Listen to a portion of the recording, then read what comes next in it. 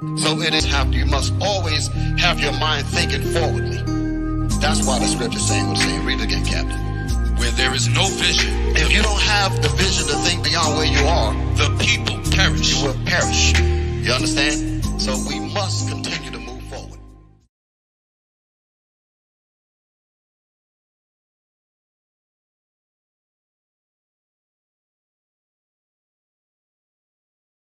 This is IUIC Radio Show, and this is the program we get on to discuss various issues from the Bible, issues that affect us, issues that we get on to discuss each and every day, controversial issues that are all answered right here. And remember, IUIC is a non-profit organization that teaches about repentance from sin by waking up all people who are scattered around the world and give them their true identity of being Israelites. Today's topic. Today, we're going to be discussing about the black pharaohs who lived once in the lands of Sudan. Okay, some of you don't even know that there were the black pharaohs who were in Sudan. There are so many pyramids in Sudan right now. So I'm talking there are 300 pyramids in Sudan which are standing right now. And today we're going to be talking about the kingdom of Cush. And today I'm joined by Deacon Isaac. Deacon, can you hear me? Yes, I can. Shalom, brothers, Most High in Christ, blessed to you, Watson, brothers and sisters of Malawi. Hope all is well. I hope all is well. Deacon, can you hear me? Yes, sir. Yes, sir. I can hear you loud and clear. Can you hear me? I can hear. Yes, Crystal, I can hear you. How are you? I'm good. Thank God. Thank God. All praises to the Most High for another day. I'm glad to be here. Yes, sir. Glad to have you back here on the hours. Today's topic, we're going to be discussing something beautiful. The kingdom of Cush. Yes. The kingdom of Cush. That's a good discussion. I heard you made mention about black pharaohs, and yes, the pharaohs, the ancient Egyptian pharaohs are black. Exactly. And the modern day people that you see in Egypt today, those are not the original Egyptians. Okay. Let's start with Deuteronomy 32 and verse 8. And obviously, Yakub, I'm gonna send you something else to your telegram. Go ahead. Yes, sir. The book of Deuteronomy, chapter 32 and verse 8. When the Most High divided to the nations their inheritance, when he separated the sons of Adam, he set the bounds of the people according to the number of the children of Israel. So notice what the Most High did. The Most High created nations, and his plan was never to integrate or assimilate the nations. He separated the nations according to the bounds of who? Of the children of Israel. Why? Because the children of Israel has always been the Most High's, at the apple of the Most High's eyes. Okay, the Most High's main objective and agenda was the love and care of the Israelites, because the Israelites was made to serve the one true God. Read that scripture again in its entirety. Book of Deuteronomy, chapter 32 and verse 8. When the Most High divided to the nations their inheritance, when he separated the sons of Adam, he set the bounds of the people according to the number of the children of Israel. So he set the bounds, meaning the lands, the bounds, according to the number of the children of Israel. And the children of Israel always had the best of land during this time. Okay, when we was in our right state of mind and when we came up out of Egypt. Now get me Deuteronomy 7 and verse 6. So it said, God created all nations and he set their bounds according to the number of the children of Israel. Why was that? Deuteronomy 7 verse 6, please. The book of Deuteronomy, chapter 7 and verse 6. For thou art an holy people unto the Lord thy God. The Lord thy God hath chosen thee to be a special people unto himself, above all people that are upon the face of the earth. Now notice what the Bible says. It says that God has chosen the children of Israel to be a special people unto him, not only special unto him, but above all people on the face of the earth. In order to be above all people on the face of the earth, you have to have what? An advantage over all the other nations. What is the advantages that we had over the other nations? Get me Romans chapter 9. Get me Romans chapter 9 and start at verse, I think it's verse 3. Yes, sir. The book of Romans, chapter 9 and verse 3. Mhm. For I could wish that myself were accursed from Christ for my brethren, my kinsmen, according to the flesh. According to the flesh, meaning according to sex, who are the Israelites? Go ahead. Who are Israelites, Mhm. to whom pertaineth the adoption. So we had an advantage because Christ died on the cross and adopted us back to the new covenant. He only died for the nation of Israel. That was the first advantage. Go ahead. And the glory. The glory of the Bible, the glory of God only belongs to the Israelites. Second advantage. Go ahead. And the covenants. And the what? And the covenants. The covenants with an S. The old covenant and the new covenant only pertains to Israel. Read. And the giving of the law. And the giving of the law. God's laws was only given to the Israelites. These are all of the things that gave us an advantage, a prestige advantage over the other nations. Get me Romans chapter 3 and verse 1. The book of Romans, chapter 3 and verse 1. What advantage then hath the Jew? Now, Paul turns around and said, what advantage, brothers and sisters of Malawi, doth hath the Jew? Because you are the Jews. Okay? God is asking you, what advantage do you have? Go ahead. Or what profit is there of circumcision? Go ahead. Much every way. So there's much profit in circumcision. Go ahead. Chiefly. Mainly, come on. Because that unto them were committed the oracles of God. Now, who's the them here that the oracles of God was committed to, brothers and sisters? The Israelites. The Israelites. God gave us an advantage over all nations when he made us a special people and above all people that are upon the face of the earth. The care of the Bible was given to the Israelites. And the Bible, the Israelites were supposed to use the instruction manual contained in the biblical text to govern this whole planet Earth. Go back to what you were holding in Deuteronomy again. Yes, Deuteronomy, I think he was in 32 first. The book of Deuteronomy, chapter 32 and verse 8. When the Most High divided to the nations their inheritance, when he separated the sons of Adam, he set the bounds of the people according to the number of the children of Israel. According to the number of the children of Israel. And the Israelites always got the best. Now let's go to the book of Genesis. Since Watson posed a question about black pharaohs, and you also mentioned something about the pyramids. Let's go to the book of Genesis. Now, the book of Genesis, Watson, and brothers and sisters who are tuning in, is called the beginning. All right. In the Hebrew, it's called Bereshit. Okay. It means the beginning. The beginning of what? The beginning of nations. This is where nations were created. Okay. In the book of Genesis. One chapter in particular, we're going to read chapter 10. Okay. Genesis chapter 10. You can start at verse 1. The book of Genesis, chapter 10 and verse 1. Now these are the generations of the sons of Noah. Shem, Ham, and Japheth. And all three sons are black. All three sons are black. Although they share the same complexion, they are still fathers of what? Different nations. Every skin folk is not kinfolk. Let me repeat that again. Every skin folk is not kinfolk. Okay, Noah had three sons. They all were black, but they gave birth to different nations. Different nations came out of their wives. Okay, Noah, Shem, Ham, and Japheth. Go ahead. And unto them were sons born after the flood.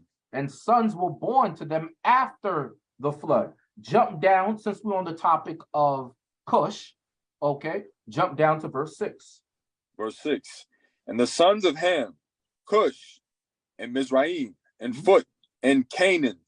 So the sons of Ham was Cush, and Mizraim, and Phut, and Canaan. Cush became the father of the Babylonians.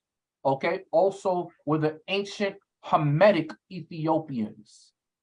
Notice what I said, ancient Hamitic Ethiopians. I didn't say ancient Shemitic Ethiopians, because the seed of Shem is in Ethiopia as well. That's where you get the Phoenician Jews of today. That's where you get the Abyssinian, some of the Abyssinian Jews of today. But right here in verse 6, when it says, "And the sons of Ham, Cush," which is the ancient Babylonian Ethiopians, and Mizraim later became Egypt, which you know is Egypt today, comes from Mizraim, okay? And Put and Canaan. Read on. And the sons of Cush, Seba, and Havila, and Sabta, and Ramah, and Sebtuka, and the sons of Ramah, Sheba, and Dedan. Read on. And Cush begat Nimrod. He began to be a mighty one in the earth. So give me the Zondervan Compact Bible Dictionary real quick. So we have to get the basic understanding that Noah had 3 sons. Noah had 3 sons. All his sons were black. But who do you and I come from? Who do the Israelites come from? We're going to show you. Read that, please. This is the Zondervan Compact Bible Dictionary definition of Ham. The youngest son of Noah, born probably about 96 years before the flood, and one of 8 persons to live through the flood. He became the progenitor of the dark races. The word progenitor there means father. He became the father of the dark races. The progenitor means father. But how could Ham become the father of the dark races if Shem was black and Japheth was black? This was just talking about a darker skin tone, a darker hue of other melanated black people. Okay, read on. Not the Negroes. Not the what? Not the Negroes. Notice what it's saying here, Watson and brothers and sisters of Malawi. It's saying that the Negroes did not descend from Ham. So who lied to you? Mzungu lied to you all these years. The white man has been teaching you that you descended from Ham. Cursed be Ham. Canaan shall be a servant of servants. And they say that's you. No, that's not what it's talking about. Ham is the ancient Nilotic Africans. Okay, the ancient Nilot, pure-blooded Nilotes. Okay, that's who Ham is the father of. So the scholars know that the Negroes do not descend from Ham. But who descends from Ham? Read. But the Egyptians, Ethiopians, Libyans, and Canaanites. You see this, Watson? But the Egyptians, that's Mizraim that we just read in the book of Genesis chapter 10. The Ethiopians is Cush, Libyans is Put, and Canaanites. Read that again now in Genesis chapter 10, please. Yes, sir. The book of Genesis, chapter 10 and verse 6. And the sons of Ham, Cush and Mizraim. Cush, Ethiopians, go ahead. And Phut and Canaan. And Phut was Libya and Canaan. Now jump to verse 8. Verse 8. And Cush begat Nimrod. Now we're going to read about one of the sons of Cush. His name was Nimrod. And I'm going to read this for a reason. Okay, we'll get to that reason soon. And Cush begat Nimrod. Go ahead. He began to be a mighty one in the earth. Both physically, mentally. Go ahead. He was a mighty hunter before the Lord. He was a mighty hunter before the Lord, both physically, and he was a hunter of souls. He was a hunter of souls. Go ahead. Wherefore it is said, even as Nimrod, the mighty hunter before the Lord. Go ahead. And the beginning of his kingdom was Babel. The beginning of this man's kingdom was Babel. That's where you get the word Babylonian from. The word Babel means confusion. Okay, go ahead. And Erech. And Erech, And Akkad. And Akkad, that's where you get the Akkadian dynasty. Go ahead. And Calneh. Come on. And the land of Shinar. Shinar was the capital of Babylon. Shinar was the capital of Babylon. Go ahead. Out of that land went forth Ashur, and builded Nineveh, and the city Raboth and Calah. And the city Raboth and Calah. Jump up to chapter 11. Genesis chapter 11 and verse 1. Yep. Now we're still now Watson, pay attention. We are still talking about Cush which is the father of Nimrod. Okay, go ahead. And the whole earth was of one language and of one speech. So at this time, the earth was one language and one speech, one dialect. When it says one speech, there was no different pronunciations or so forth. Everybody had the same tongue and it was spoken the same way. Read. And it came to pass, as they journeyed from the east, that they found a plain in the land of Shinar, Mm-hmm. and they dwelt there. Come on. And they said one to another, Go to, let us make brick and burn them thoroughly. Mm-hmm. And they had brick for stone, and slime had they for mortar. So they had brick for stone and slime they had for mortar. They had brick for stone and slime they had for mortar. Go ahead. And they said, Go to, let us build us a city and a tower, Mm-hmm. whose top may reach unto heaven, Come on. and let us make us a name, lest we be scattered abroad upon the face of the whole earth. Keep reading. And the Lord came down to see the city and the tower, Mm-hmm. which the children of men builded. So the Lord came down in the chariots of God. Also, what the world identifies as UFOs. The Most High came down to look at the city. Go ahead. And the Lord said, Behold, the people is one, and they have all one language. Mm-hmm. And this they begin to do. And now nothing will be restrained from them, which they have imagined to do. Jump back up to verse 3. Verse 3. And they said one to another, Go to, let us make brick and burn them thoroughly. And they had brick for stone, and slime had they for mortar. Jump up to verse 2. So what were they doing with the bricks and the slime for mortar? They were building a city in Shinar. Read verse 2. Verse 2. And it came to pass, as they journeyed from the east, that they found a plain in the land of Shinar, Mm-hmm. and they dwelt there. And they dwelt in Shinar. Now, if you look at this illustration, Watson, okay, what do you have here? This is it's called a ziggurat or ziggurat. I might be pronouncing that wrong. But this is what was builded in Shinar to reach unto the heavens. This is the idea that they had. They had a democratic, key word, they had a democratic ideology that all must become one. Okay, and the Most High was displeased with that because the Most High was never about assimilation nor integration. The Most High was displeased with that. So he came down, confounded their language and spread everybody abroad. Get me the next image. Give me the images that I sent you, Yaakov, the ziggurats. Okay, we're going to show you what the different archaeologists and scholars found in the land of Shinar today, Babylon, ancient Babylon. So we're dealing with Cush. Were these pyramids or were there something else? All right, the reason I'm going at this angle, I want to show you something. Because the pyramids were the pyramids that you see today, okay, was not built by Cush. Okay, we're going to show you who built some of those pyramids. Okay, but I want to preface it to show you with what Cush actually built themselves. So what you see here on the screen are called ziggurats. Okay, start at where it says the first book. Yes, sir. The first book of the Bible, Genesis, relates how human beings at a time when the whole earth was of one language, purposed to build just such a tower with its top in the heavens. Before the construction was completed, however, God intervened, sowing confusion among mankind. At a stroke, people began to babble in different languages. In Hebrew, the verb bala means to confuse, and hence the tower is called Babel. Scholars believe that the word may also be derived from the Akkadian root of the name Babylon, Babi, gate of the god. Come on.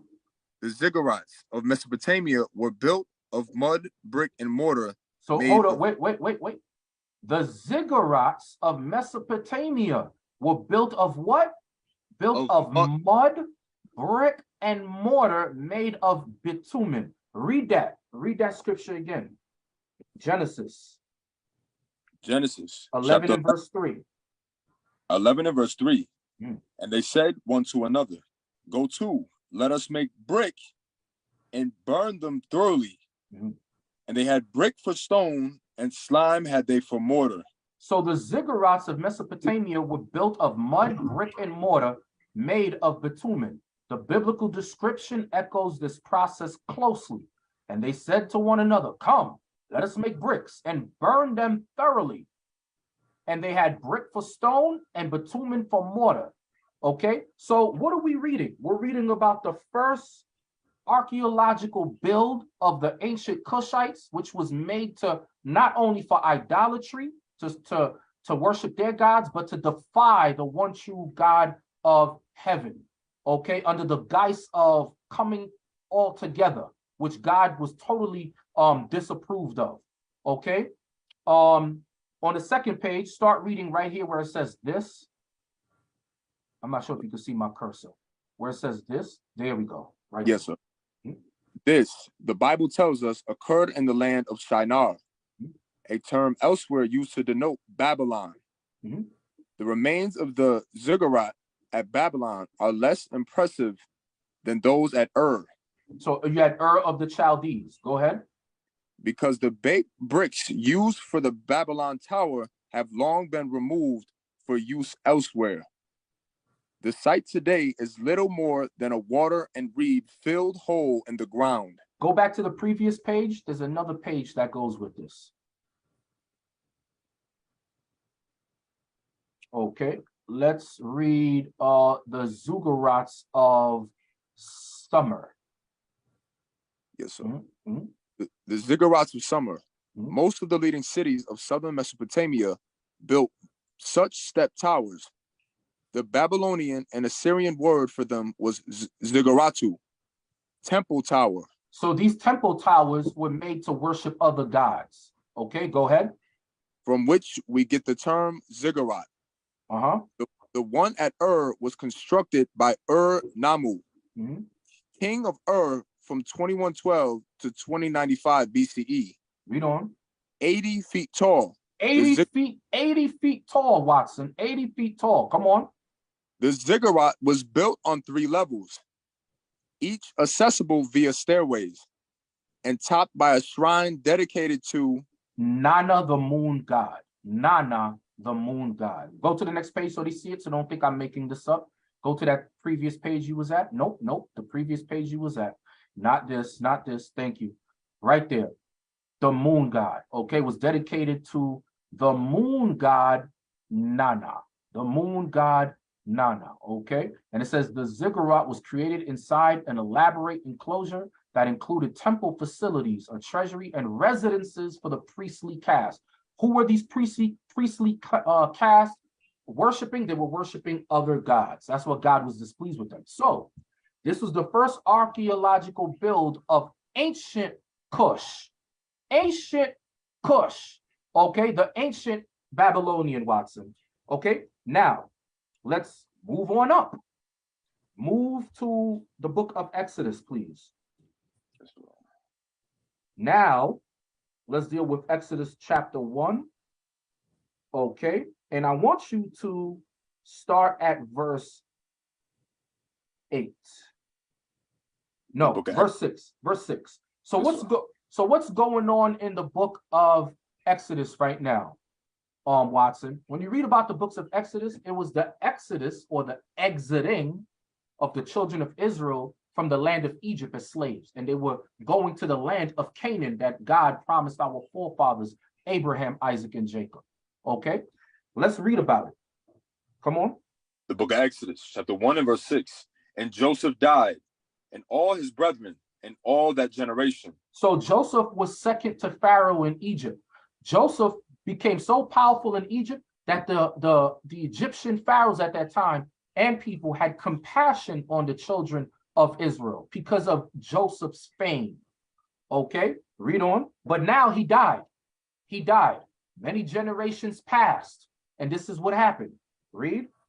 And the children of Israel were fruitful and increased abundantly and multiplied and waxed exceeding mighty, and the land was filled with them. And the children of Israel had sex and more sex, and increased abundantly in the land, Watson. Read on. Now there arose up a new king over Egypt. So this new king was a new kingdom. This new king was a new kingdom. Okay, many generations after Joseph's passing. Okay, this new king was a new kingdom. Go ahead. Which knew not Joseph. Which knew not Joseph. Go ahead. And he said unto his people, behold, the people of the children of Israel are more and mightier than we. So when he said in verse 9, when it says, and he said unto his people, who's the his people here, Watson, that the Pharaoh was speaking to? Who's the his people?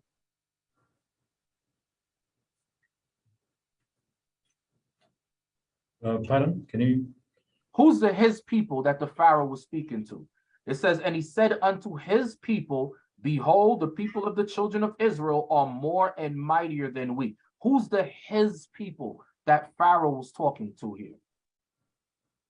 I guess the Egyptians. The Egyptians, very good. The Egyptians who were not Israelites. Okay, although they looked the same. Although they looked the same, they were not Israelites. Go ahead. Verse 10. Come on, let us deal wisely with them, lest they multiply. And it come to pass that when there falleth out any war, they join also unto our enemies and fight against us, and so get them up out of the land. So notice what verse 10 says. It's come on, let us deal wisely with them, lest they multiply, and it come to pass that when there falleth out any war, they join also unto our enemies and fight against us, and so get them up out of the land. So when it says, come, let us deal wisely with them, what was the wise counsel? What was the wise secret plot that they instituted to deal with the children of Israel? Read verse 11. Verse 11. Therefore, they did set over them taskmasters. Taskmasters, overseers, rough overseers, taskmasters. Go ahead. To afflict them with their burdens. To afflict us with their burdens, hard work. Go ahead. And they built for Pharaoh treasure cities. Hold on, wait, stop. And they what? And they built for Pharaoh treasure cities. Pithom and Ramses. Officer Yakub, can you please, I didn't send it to you, but can you please pull it up? If you need me to look for it, I'll find it. Look up treasured cities, Pithom and Ramses. See what comes up. Or you can type in Valley of the Kings. So what I want in this verse right here, Watson, it says, and they built for Pharaoh treasure cities, Pithom and Ramses. Who's the they that built the treasured cities? That was forced to build these treasured cities, I should say. The Israelites. Very good. The Israelites were the one in charge of the architecture building. Okay, they were the ones that were in charge of resurrecting these different structures. Okay, this is just one. Is there any more? Is this the only thing that pops up? It's all pixelated. Let's get some more. Let's get some more. Let's get some of the insides. I want to show you the greatness of our people. Okay. Okay, that's inside. Go to another one. I seen one with the faces of go down. Look at, okay, right there. Oh, no, go back up. You're scrolling too fast. So these, look at that right there. Okay, these are things that we built as Israelites. Okay, look at the columns, the different structures and so forth. This was not done overnight. Okay, this took many years to build, a lot of hard work, sweat, blood, and tears. Go to the next image. I seen one, just exit out, go down, I'll direct you, go down, over to your far right, right there. Look at this. This is the outside of some of the pyramids in the valleys of kings. Look at that. Okay, read the scripture again.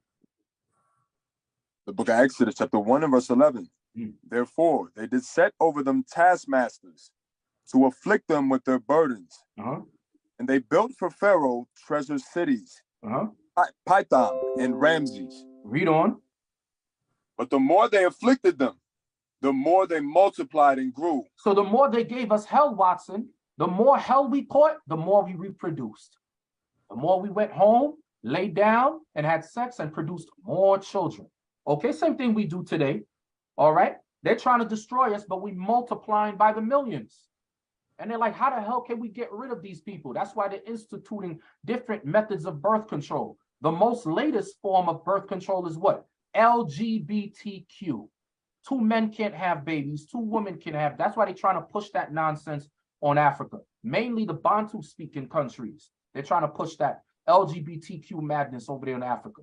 To what? To reduce the population control. Just another method.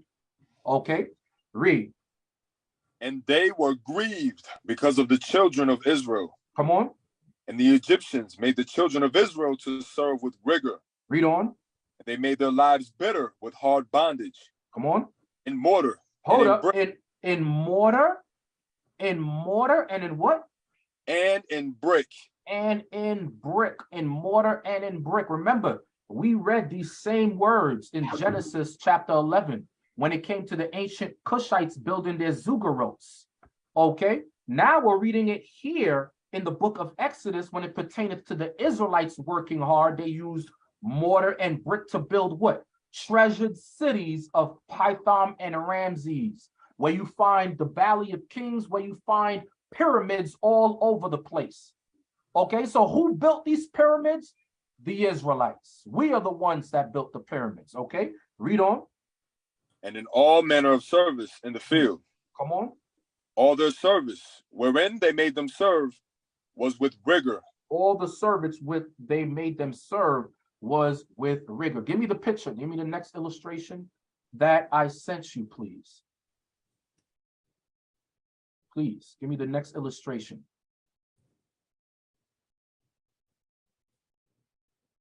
Right here. Who do we see here? Black Israelites, okay, in slavery. What are they doing? Working hard, rigorous work with brick and mortar. Look at the hair. And don't let the ones at the bottom, with the light yellow hair deceive you, okay? Because you had, remember, all colors come out of black people. We are the progenitor of all nations. So get me that real quick, because somebody might be saying, oh, that is a Mzungu because they got blonde hair. No, they have brown skin. So where did the yellow hair come from? Get me Leviticus 13 and verse 33, 32. Yes, sir. Okay. We all colors come out of the nation of Israel. Remember Esau, the so-called white man, came out of a black mother and black father. Okay. Read that, Leviticus 13, please. Yes, sir. The book of Leviticus, chapter 13 and verse 30. Read. Then the priest shall see the plague, and behold, if it be in sight deeper than the skin, and there be in it a yellow thin hair. A what? A yellow thin hair. Go ahead. Then the priest shall pronounce him unclean. Read. It is a dry scald, Uh-huh. even a leprosy upon the head or beard. So it's a leprosy upon the head or beard. God called that leprosy when it was in patches, but in its entirety, you had something called a clean leper, whether it was skin or hair. Okay, when somebody was totally a leper, they will call a clean leper. But when it was in patches, it was called unclean. Okay, go back to where are you now? Where did you just leave off at? Yes, sir. We were in Exodus chapter 1.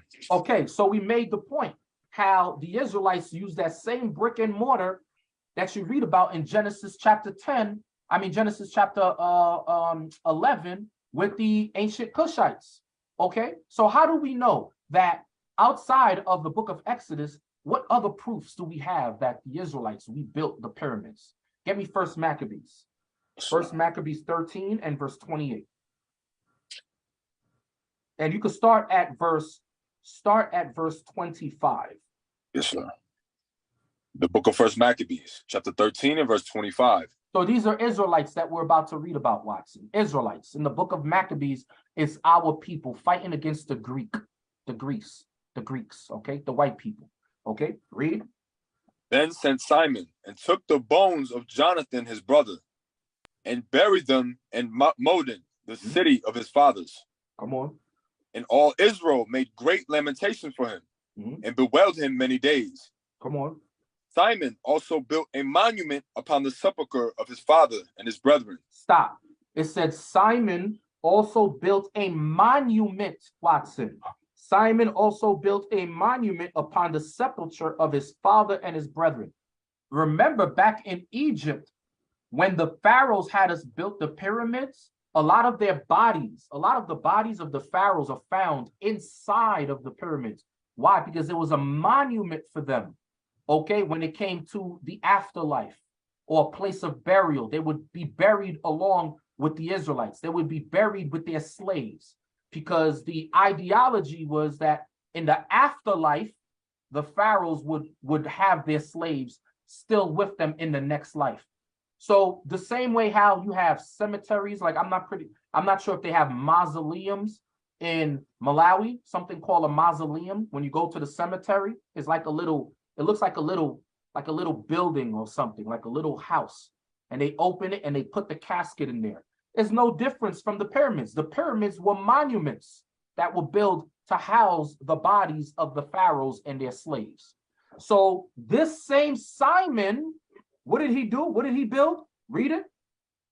Simon also built a monument upon the sepulchre of his father and his brethren, and raised it aloft to the site, with hewn stone behind and before. So they always say, oh, how did they build this? Surely it must have been aliens. They don't want to give credit to Black people. They don't want to give credit to the Israelites. They say, oh, aliens built the pyramids. No, we built the pyramids.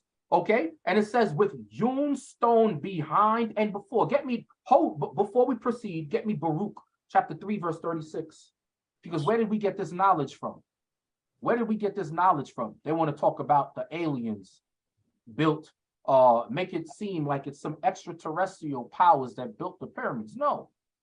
However, we did get that knowledge from them because God is an extraterrestrial. He gave us that knowledge. And he's going to show it to you right here. Baruch chapter 3, verse 36. Isn't that it? Yes, sir. The book of Baruch, chapter 3 and verse 36. He has found out all the way of knowledge, and hath given it unto Jacob his servant, and to Israel his beloved. So not only the Bible, because the Bible is the primary knowledge that God gave us, but you have science, math, language arts, social studies, all these different areas of discipline. We were the masters at it. That's why God said you shall be a special people above all people. Okay?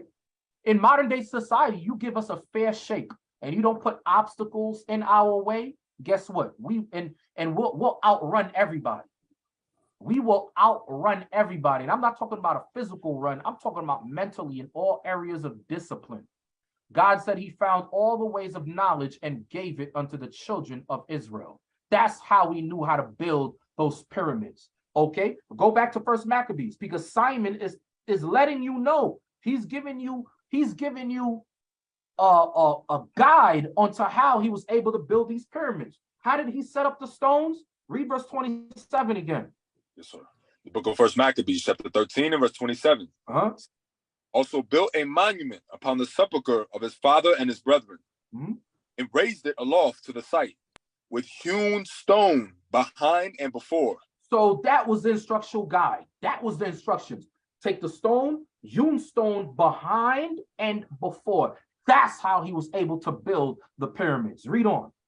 Moreover, he set up 7 pyramids, one against another, for his father and his mother and his 4 brethren.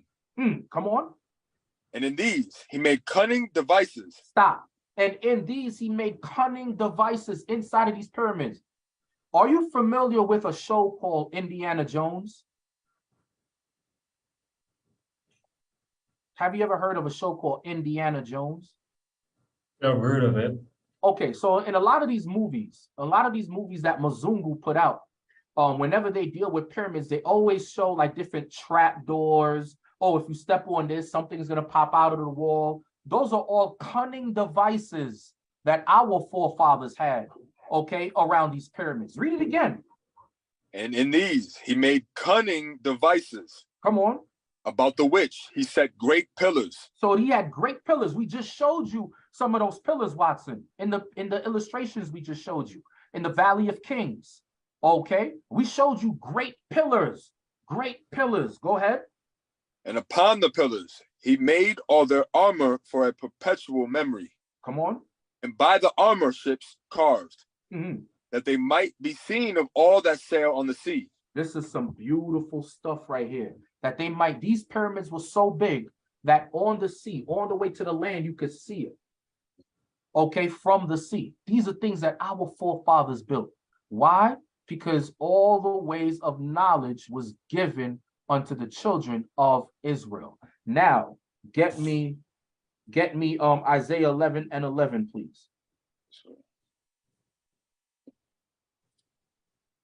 The book of Isaiah, chapter 11 and verse 11. Go ahead. And it shall come to pass in that day that the Lord shall set his hand again the second time to recover the remnant of his people, which shall be left from Assyria and from Egypt and from Pathros and from Cush. Now notice what it says, Pathros and Cush. Pathros and Cush. Remember, there was in Egypt first, and then you have Pathros and Cush. Pathros and Cush. Now, Egypt, Pathros, and Cush, these three nations are somewhat interchangeable. When I mean interchangeable, I'm talking about their nomadic experiences. They were always traveling from one place to another. God pushed out the original Egyptians, and where did they dwell? They dwelt in Lower Egypt, where you call Pathros, Sudan, where you call the Sudan of today. The Sudan of today. But who else is there? The Israelites are in Sudan. That's what we're reading about right now. Read it again. Isaiah 11 and 11, please. Come on. Book of Isaiah, chapter 11 and verse 11.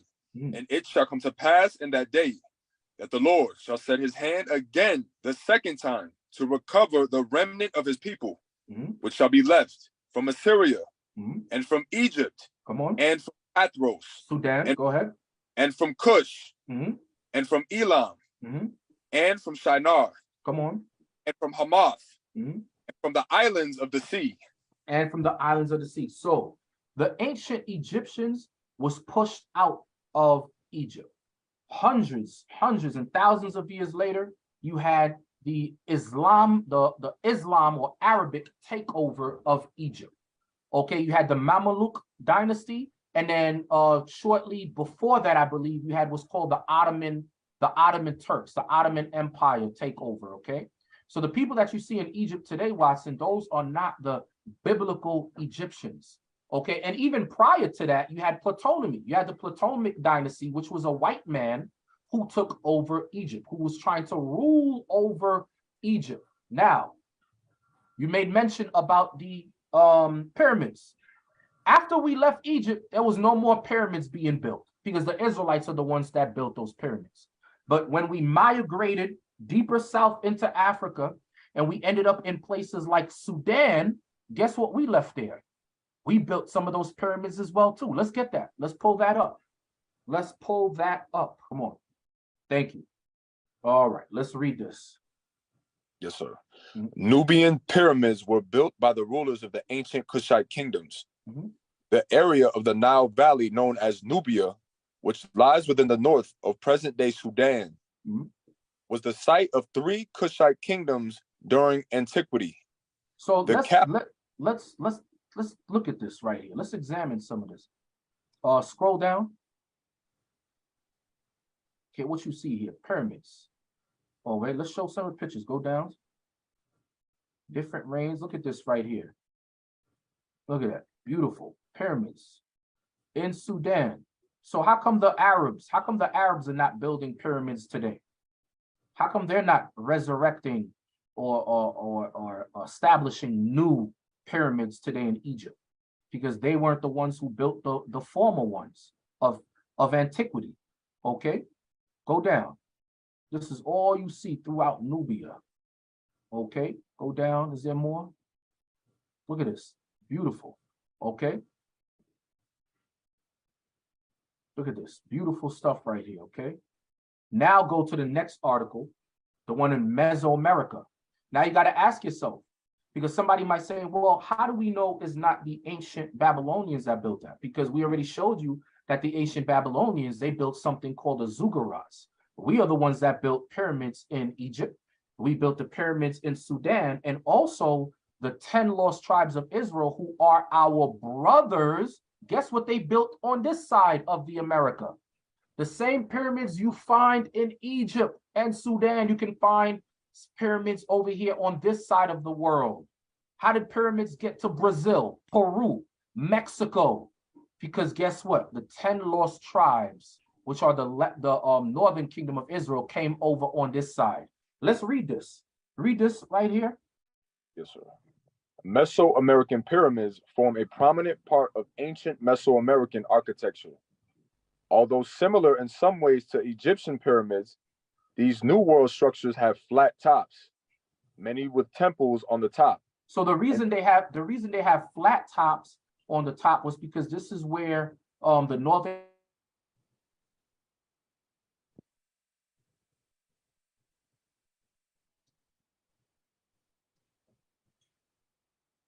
their daily and weekly sacrifices. The pyramids and Sudan, we were not standing on top of those pyramids, okay? But this one right here was meant to stand on top of them to what? To idol worship and sacrifice. Read on. And stairs ascending their faces. So you could walk up and down. They made stairs on them. Go ahead. The largest pyramid in the world by volume is the Great Pyramid of Cholula. You hear this, Watson? The largest pyramid in the world by volume is the Great Pyramid of Cholula. And where can you find Cholula? Read. In the east central Mexican state of Puebla. You hear that? In Mexico. In Mexico, opposite, away from Africa, in Mexico. Go ahead. The builders of certain classic Mesoamerican pyramids have decorated them copiously with stories about the hero twins. The feathered serpent, Quetzalcoatl. Yeah, Quetzalcoatl. That's supposed to be Christ. Go ahead. Mesoamerican creation myths. Go ahead. Ritualistic sacrifice. You hear that? The ritualistic sacrifice, Watson. That's why they had flat tops, so they could stand on top of these pyramids and sacrifice. Go ahead. Written in the form of Maya script on the rises of the steps of the pyramids. Written on the form of Maya script. Written on the what? Written in the form of Maya script on the rises of the steps of the pyramids, on the walls, and on the sculptures contained within. Okay, read the next, scroll down. We'll go to Aztec pyramids. Read that, please. Sure.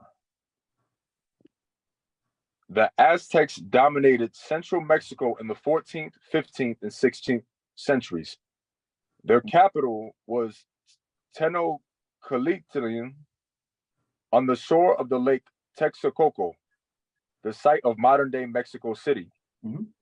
They were related to the preceding cultures in the basin of Mexico, such as the culture of Teotihuacan,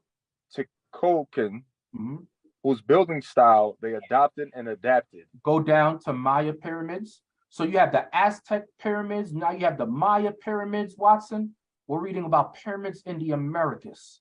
Built by who? The children of Israel. Go ahead. The Maya are a people of southern Mexico and northern Central America, Guatemala, Belize, Western Honduras, and El Salvador. Archaeological evidence shows that by the pre-classic Maya, 1000 BC, approximately 3,000 years ago, they were building Pira de Plaza ceremonial architecture. So the ceremonial architecture was made for what? Sacrificing. And what were we sacrificing? Because we weren't in our right minds.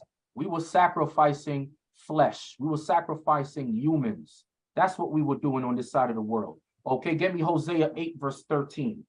Hosea chapter 8, verse 13. Then I want 2 Ezra chapter 13 and verse 40, around the 40s. Okay, to show how our brothers came over to this side. Okay, so brothers and sisters of Malawi, who built those pyramids? The Israelites built those pyramids. Okay, we were the ones who built the pyramids. Okay, come on, Hosea chapter 8, verse 13. The book of Hosea, chapter 8 and verse 13. They sacrifice flesh for the sacrifices of mine offerings. So that's what they were doing, Watson. That's what they were doing on top of these flat top pyramids. They were sacrificing flesh. You see that in the movies, okay, when it pertained to Mesoamerica, when it pertains to the Aztecs, the Mayans, and so forth, and the Incas. You see that in the movies. You even see that in many archaeological books, okay? They went off from the righteous offering and they started to sacrifice flesh, okay? Go ahead. It says they sacrifice flesh for the sacrifice of my offerings. Come on. And eat it. And they would eat the heart of humans. They would eat the heart of the people that they conquered, okay? They would eat the heart of the people that they sacrificed. Go ahead. But the Lord accepteth them not. The Most High God was not with them. The Most High God is not with cannibalism. Go ahead. Now will he remember their iniquity and visit their sins. They shall return to Egypt. They shall return to slavery, because shortly after that, who came to the Americas and conquered the native Indians? The conquistadors, the so-called white man, Ponce de Leon and his people, Hernan Cortez and his people. Okay, but the point of that is to show you that these are the Israelites who built these pyramids. So where are the pyramids? Now you should ask yourself something, Watson.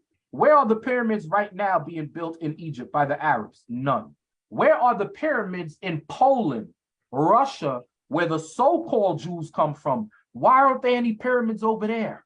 Because those are not the Israelites. Give me 2nd Ezra chapter 13. I'm still waiting for a pyramid in Hungary and Poland and Czechoslovakia and Germany. Where are the pyramids that the Israelites built? If they are the Israelites, surely they shall build again. Nope. You're going to hear crickets. You're not going to hear anything. You're not going to see anything, because those are not the Israelites. Give me 2nd Ezra chapter 13. You know what I want. Yes, sir. The book of 2nd Ezra, chapter 13 and verse 40.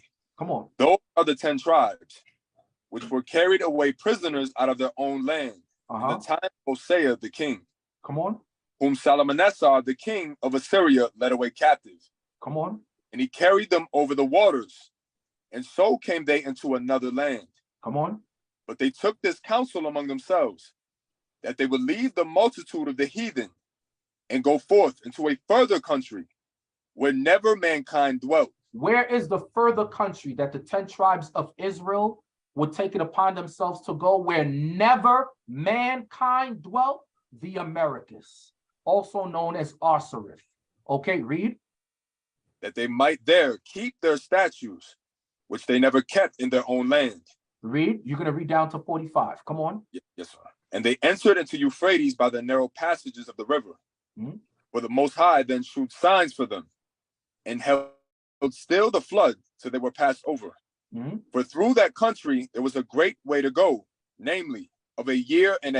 So how long did it take the 10 lost tribes to get over from the eastern hemisphere to the west via boat? 1.5 years.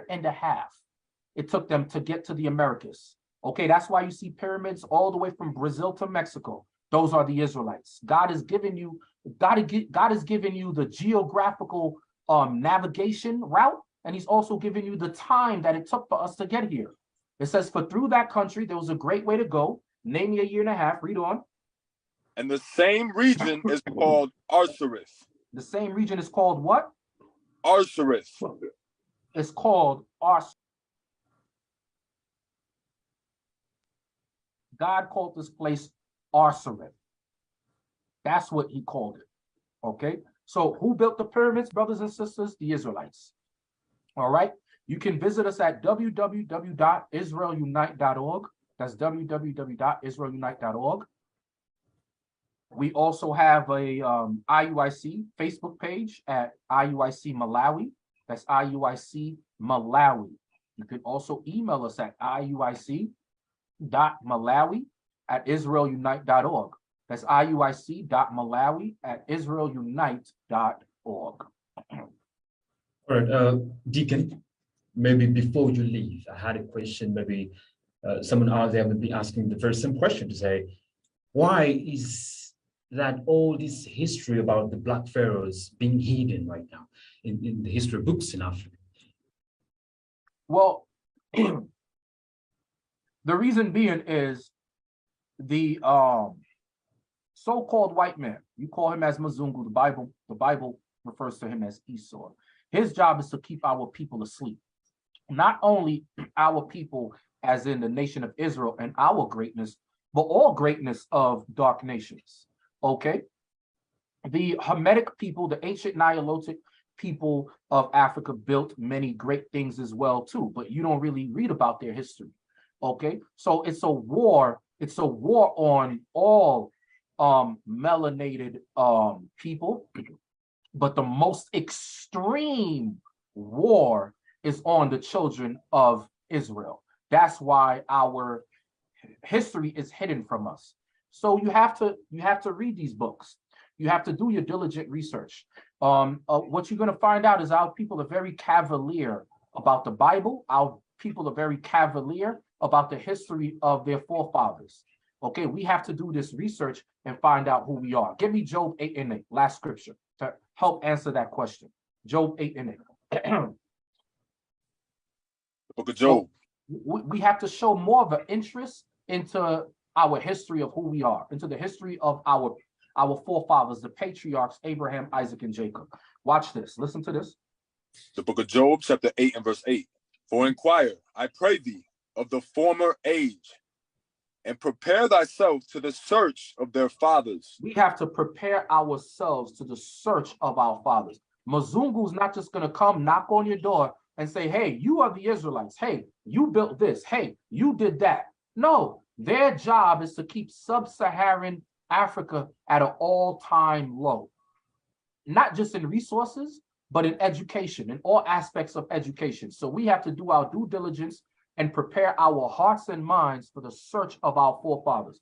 And the first primary source for this search is the Bible. This is the primary source right here. This is what you should be researching and inquiring of, okay? This is world history. You want to read about world history? You want to find the bestseller of all time for world history? You have it right here. It's called the Bible. Okay, this is our book. This is the Bible, our records. Okay. All right. Thank you very much. I wish we had so much time, but okay, time has just rushed out. I had this more question about the Nimrods. But the who? The Nimrod. You said about the Kush. Oh, Nimrod. Oh yeah. Go ahead. Go ahead. I'll answer your question. Go ahead. Ask it. Unless you have to go, but I'll answer it. Okay, who was he? Was it the kingdom? Like, was it Nimrod? Nimrod was a human being. Nimrod was a man like you and I. He was a great hunter in the earth. Let's read it again. Let's go to Genesis chapter 10. Nimrod was the son of Cush. He was like a king. He was like a king. Okay. Go down to verse 8. Genesis 10, verse 8. The book of Genesis, chapter 10 and verse 8. And Cush begat Nimrod. He began to be a mighty one in the earth. He was a mighty hunter before the Lord. Wherefore it is said, even as Nimrod, the mighty hunter before the Lord. And the beginning of his kingdom was Babel, and Erech, and Akkad, and Kelna, in the land of Shinar. So he built kingdoms. This made him a king. Okay, he was a mighty man in the earth. Okay, but he wasn't our people. He wasn't from us. He was Hamitic. He was from the son of Cush. He was from the line of Cush. Okay. All right. Thank you very much. Hoping to have you again live here. Same time, same place. Thursday next week. Yes, sir. Lord willing, life lasts. We'll be here again next week. Brothers and sisters of Malawi, we say shalom to you all. Most High in Christ bless. Shalom. The scriptures say, where there is no vision, the people perish. Shalom, Israel. This is Bishop Nathaniel. I want you to know that you can view all our Sabbath classes live on IUIC TV. That's right. I said on IUIC TV. Do you know history? I'm going to show you and prove to you that the Israelites are black, were always black. Dance floor time, just move up your body. Don't get loose and groove on the body. Bruise, wine. Put on the armor, the procedure complete. Me not go back, nah retreat. All traitors, every Jezebel must get delete. Me no sleep on a demon, me keep a full clip. Conspire me downfall, cause them want see me slip. Stay close to the real ones, we seal off and legit. Cause I gotta use them to keep your soul from the pit. This a war life, I swear the damn thing. What is the nation?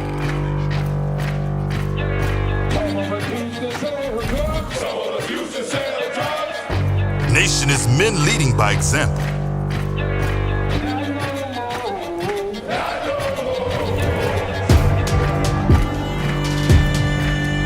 Nation is family.